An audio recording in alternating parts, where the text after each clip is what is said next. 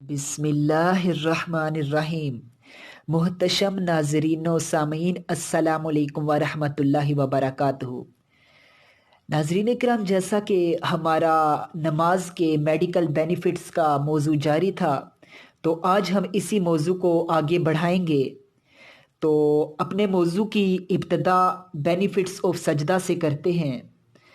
सबसे पहले तो नाजरीन, जैसा कि जब आप अल्लाह की बारगाह में 96 मरतबा रोज़ाना सजदा करते हैं तो आपके दिमाग में दौरान खून का इजाफा हो जाता है। ये साइनोसाइटिस जैसी बीमारी का मुकाबला करता है।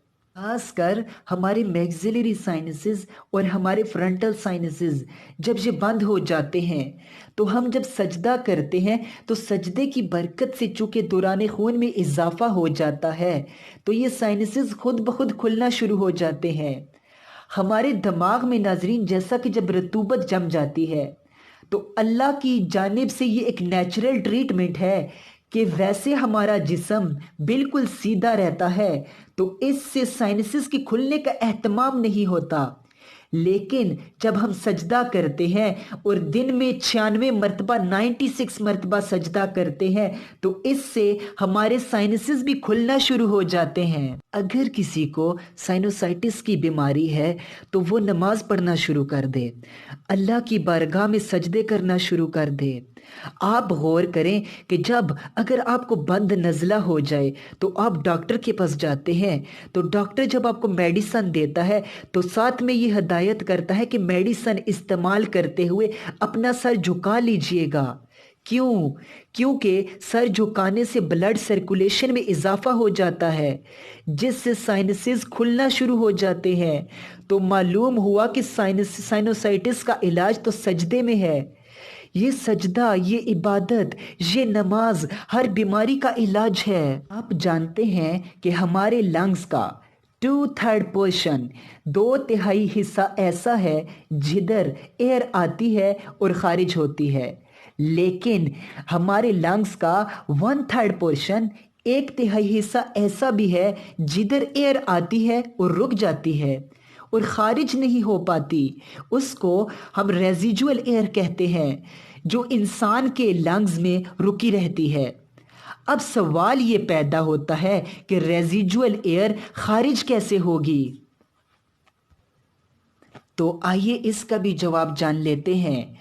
रेजिजुअल एयर के खरूज का एहतमाम सजदे में रखा गया है। जब इंसान सजदा करता है तो हमारे एब्डोमिनल वेजरा पर प्रेशर डलता है और इससे हमारे डायफ्राम पर भी असर पड़ता है। तो इसके थ्रू हमारे लंग्स पे प्रेशर पड़ता है। तो जब लंग्स पे प्रेशर पड़ता है तो इसके नतीजे में वो रेजिजुअल एयर निकल जाती है। ये भी सजदे की बरकत है कि फिर इंसान में लंग्स डिजीजेस के बहुत कम चांसेस बाकी रह जाते हैं। ये सब हुए सजदे के फ़वाइद। अब बात करते हैं तशहद पर, यानी कि जब आप सजदों के बाद या तो 2 रकत या फिर आप 4 रकत के बाद बैठते हैं तो इसको आप तशहद कहते हैं। असल में इसे कायदा उला और कायदा अखीरा कहा जाता है। तशहद में इंसान ज़मीन पर इस तरह बैठता है कि हमारी टांगें इस तरह फोल्ड हो जाती हैं कि हमारे हील्स, हमारी एड़ियाँ ग्लूटल रीजन को टच करने लगती हैं और हमारे दोनों हाथ घुटनों के करीब होते हैं। इस पोज में हमारे एंकल्स के करीब मसल्स और फुट स्ट्रेच होने लगते हैं। तशहद नी प्रॉब्लम, घुटनों के प्रॉब्लम के ट्रीटमेंट के लिए बहुत मुफीद है। अब कुछ बात करते हैं सलाम यानी कि नेक टर्न पर। जो नमाज के आखिर में आप सलाम फेरते हैं, इसके क्या फ़वाइद हैं? सलाम नेक और वर्टिब्रा कॉलम की एक्सरसाइजेस का बेहतरीन ज़रिया है। इसमें हेड की बेहतरीन रोटेशनल मूवमेंट होती है। इससे नेक मोशन में काफ़ी हद तक इम्प्रूवमेंट आती है। सलाम से अपर बैक और थोरैक मसल्स यानी कि छाती के पट्ठों को मुतहरिक करने में भी मदद मिलती है। आयाडिटल कहता है कि जो लोग रेगुलर नमाज अदा करते हैं उनमें सर्विकल स्पाइनोडायलिसिस एंड माइलेजिस की बीमारी के बहुत कम चांसेस होते हैं। تو ناظرین کرام، یہ ہوئے نماز کے میڈیکل بینیفٹس۔ جیسا کہ نماز بے شمار روحانی فوائد رکھتی ہے، اس کے ساتھ ساتھ نماز بہت سے میڈیکل بینیفٹس بھی رکھتی ہے۔ اور افسوس کے ساتھ یہ کہنا پڑتا ہے کہ آج ہماری میجورٹی آف پاپولیشن نماز جیسی نعمت سے دور ہے۔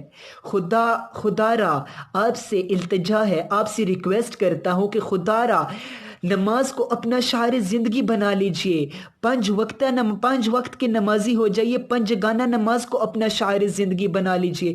کچھ بھی ہو جائے لیکن نماز نہ چھوٹے، نماز کو اپنی عادت بنا لیجئے، تاکہ آپ کی دنیا بھی سنور جائے اور آپ کی آخرت بھی سنور جائے، اور ساتھ ہی ساتھ آپ کی صحت بھی سنور جائے۔